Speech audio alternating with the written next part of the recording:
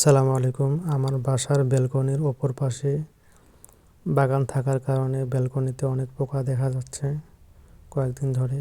তো পোকায় আমি খুব বিরক্ত। পরে একটু চেষ্টা করলাম ডেটল দিয়ে পোকাগুলো সরানো যায় কি না।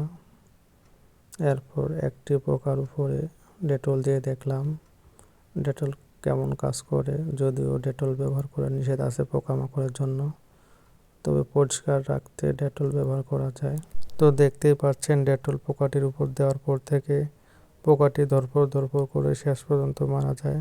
আপনিও চাইলে এই সমস্ত পোকামাকড় থেকে দূরে থাকার জন্য বা কখনোই ঘরের মধ্যে ঢুকতে পারবে না, যার কারণে আগ থেকেই ডেটল পানি দিয়ে সুন্দরভাবে পরিষ্কার করে রাখবেন।